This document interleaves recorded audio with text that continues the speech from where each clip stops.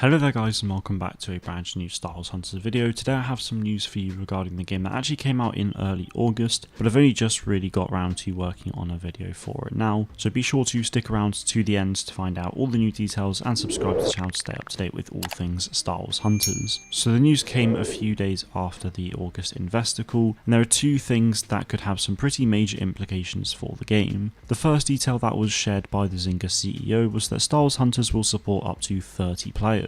Supporting up to 30 players is potentially really big for this game, as it means we could see a large variety of modes that support a range of player numbers. So far the only known mode coming to Hunters is Huttball, and even that's not officially been confirmed. However, there is a lot of evidence supporting that.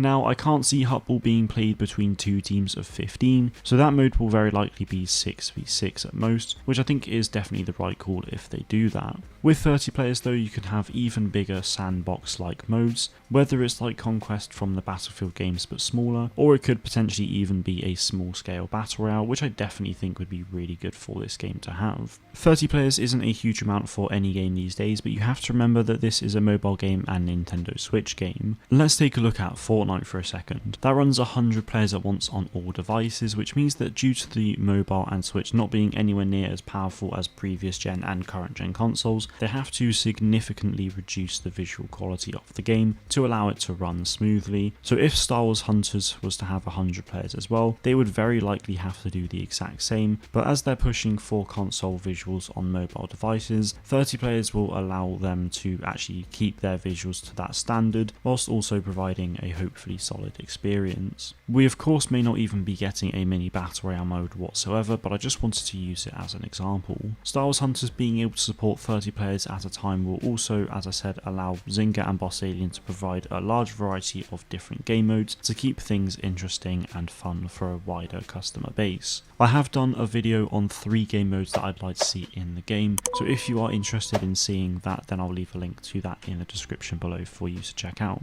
I do think a mini battle royale could benefit the game a lot though, as they're obviously extremely popular as we all know, and it's something that the Star Wars franchise doesn't yet have. I do think Star Wars could benefit hugely from a large scale battle royale game itself, but a mini one in a free to play game could definitely go a long way. I have no doubt that there would be a large influx of players if they were to have a battle royale, which would ultimately mean more money would be spent on microtransactions for whatever you can use them on, probably cosmetics and maybe even a battle pass if they do one. The second detail that Bernard Kim, the Zynga CEO, shared with us was that the game is set during the time of The Mandalorian, which could potentially give us some really interesting lore, characters and just overall story details and potential tie-ins for the series. We've always known that the game will take place after episode 6, but as far as I can remember it was never specified that it was during the time of The Mandalorian. The fact that it takes place during the same time period as the show though means that we could potentially have characters appearing in the game at times, or they could be mentioned or perhaps even have content inspired by them. It really just depends on how deep they want to actually create this story.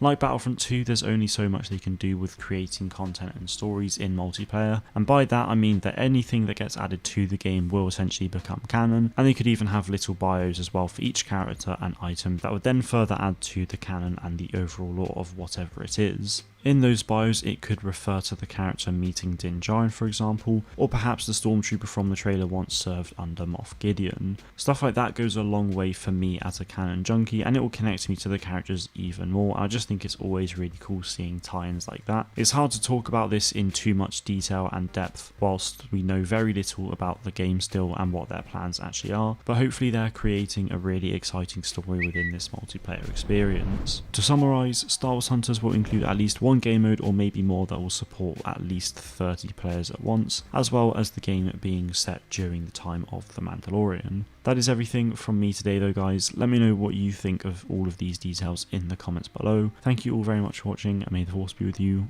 always.